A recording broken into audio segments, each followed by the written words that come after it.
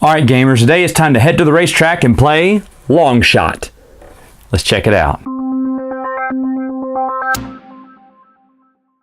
All right, so in this game, you are at the horse races watching 10 valiant steeds move around the track. And the spaces are shaded in different colors to show you what areas they're going to go in. Even though it looks like this inside track is not moving very fast, as you see, the turns are tight. We're here, the turns are wide. So there's equal spaces around the track. And as horses cross the no bets area, you will not be allowed to bet on any horse unless you have a card that says otherwise. How the game begins is each player is going to start off with $25. And denominations come in 10, 5s, and 20s as well. 20s are the red bill here if you start to accumulate that much cash. Now that's what you start with. Each player will also start with some markers. They'll use these to place bets on horses, and they are color-coded with the horse. And then they also get a reroll token, which means at any time during the game, only once, they can throw in their lucky horseshoe and re-roll one of these die, either the horse die or the movement die, which is the green die. Now, you're also going to start with 3 Longshot cards, and Longshot cards let you do different things in the game, kind of cheating the rules too, or give you money or stuff like that. They can move horses up, they can move horses back, they can let you place bets in the no bets area against horses, and yada yada yada. They can do just a lot of little fun things in the game. But just every player starts off with 3 of these cards. And what you'll do every turn is you'll roll both of these die. And let's say I roll them, and look at that, 8 moves 1 space. So I would move horse 8 and move him up 1. And now on my turn I can take one action. Now there are 4 different actions I can take. The first one is I can place a bet on a horse. Now when you place a bet on a horse, you may only place a $5 bet unless you have a Longshot card that tells you differently. So for instance, let's say I wanted to place a bet on horse number 8. Well, I would take my number 8 marker, which is right here, and I'd place it on a 5, and I'd put it in the player board in front of me. Now, that would be my bet. Now, every time I can, on my turn, I can increase that bet by another 5 if I want to. And if I want to, I can also make change if I need more 5s, because 5s can run out fast. I'll make change and keep that. But you can't bet more than 5 unless you had a card that says otherwise. Now, that's one action you can do. The next action I could do is buy a horse. Now, if I look at buying a horse here, there are several horses to buy. Wonder Breed, Rex in Effect, Three's Company. By the way, these are all real horses.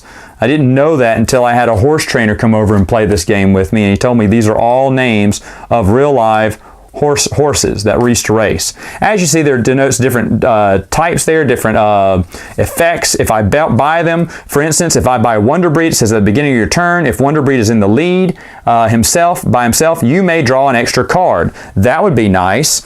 And other cards have different effects as well, and different prices for them. So I'd pay the price of the horse and take it. From now on, let's say I own Wonder Breed. Every time I roll a 1 on the horse die, special things are going to happen. Because on top of moving Wonder Breed, I'm also moving 2, 4, 6, and 7. And if you notice that, all the horses have other horses that they're going to move if you own them. Now, it's only if you roll that number. Like, let's say if someone else rolled a 1. Well, they wouldn't move these horses only if I rolled the 1.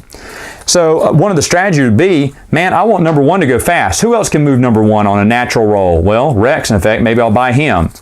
Will I buy anyone else? Oh, I'll buy 6 gun, and maybe I'll buy, 9 lives. Okay, well, you may be buying too many horses at that point, but anyway, you get the point. So there is some strategy in buying horses. Plus, if your horse places in first, second, or third, you're going to win some show money at the end. So for instance, first place gets 100, second place would get 75, and third place would get 50, and you would just add that up to the total at the end of the game. Anyway, another action I could do is I could play one of my Longshot cards. If I didn't want to place a bet or didn't want to buy a horse, I could play a Longshot card and utilize the effects on the card. The last thing I can do is if I don't want to do any of those options, I can discard 2 of my cards and get $5 from the bank if I'm just short on cash. There'll be times where you'll just be short on cash, and that's all you can do. Now, the game keeps going and all the horses go around until all 3 horses place. At the end of that last horse who places third, you will stop the game, add up, give the money out, the prize money out to owners. If someone placed and no one owned that horse, then no one gets the money. After that, you're going to add up all the bets, who placed bets on the 3 horses that won. Any bets you placed on horses that did not, cross the finish line are thrown away. You cannot count those. So you'll count up all the money you made on bets. And by the way, if you want to know what the odds are, they're written on the card here for first, second, and third on each horse. Some odds are better than others. And you can look at these at any time if you want to know how to decide how to make a bet. And then you'll add up any cash you have in hand. And the person with the most cash at the end of the race is the winner by a long shot. All right, so final thoughts. What do I think about this game? To be honest, I have been looking for a horse racing game for a long time. I found this one last year, and when I got it in the mail, I opened it, showed my wife, and she went, "A horse racing game? Really? Why would you get that?" Well, guess what, folks? This is one of her favorite games to play with me. I love the game. It is simple to teach, fun to play, and no matter how many times we play it, there is not one horse that hasn't won. I mean, any horse, even the ones with the longest odds against them, can come in first, depending on what card you play. You may not even own the horse that you want to win, because you have so much riding on that horse. Even though you don't own him, you want that horse to win.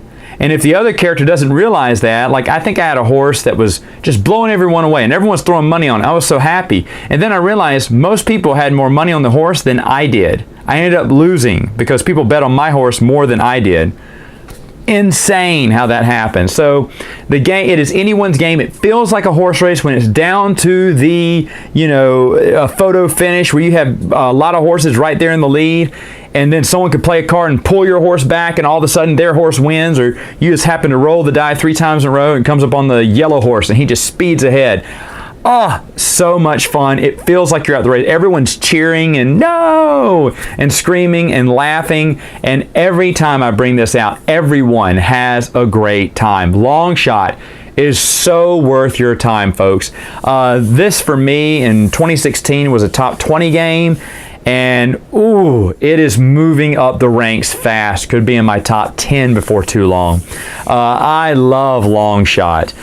It's Z-Man Games, a game I don't really have heard nothing about. I just looked up a bunch of, I was looking up another horse racing game and found this one instead and went, meh. There was like 1 copy available at Amazon still, at regular price. I went, I'll get it.